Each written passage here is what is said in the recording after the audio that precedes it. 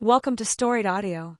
They used to joke that they were the perfect storm, his stubbornness, her fire, somehow spinning into something warm and bright. For years it worked. They loved each other fiercely, loudly, with the kind of devotion that made their friends roll their eyes and smile. But everything changed when they moved in together.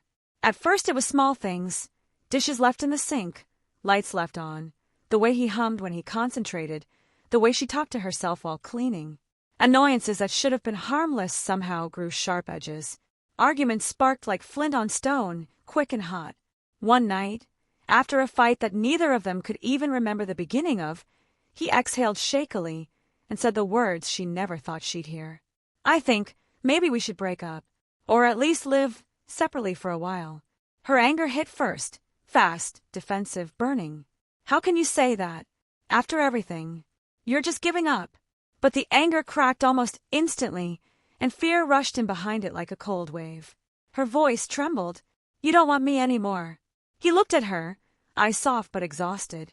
"I love you, but we're hurting each other. I don't know how to fix it." She stepped back, tears spilling before she could stop them. "I don't want to lose you. I don't want space. I want us. We can work on this, can't we?"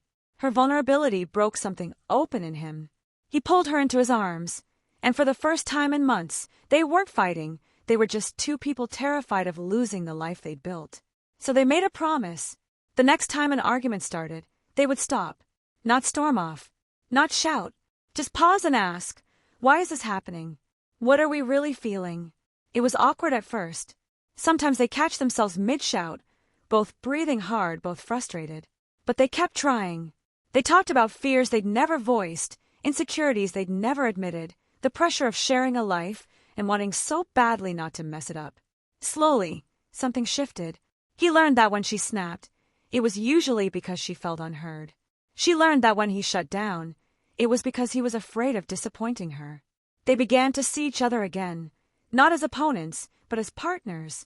The respect they'd lost in the chaos returned, steadier and deeper than before. One evening, months later, they sat on the couch, legs tangled, her head on his shoulder.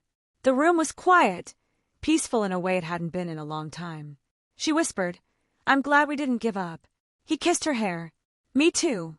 Loving you was never the problem. We just had to learn how to love each other better." And in that moment, they realized something simple and profound. Love wasn't the absence of conflict. It was the willingness to fight for each other, not with each other. Subscribe for more audio stories.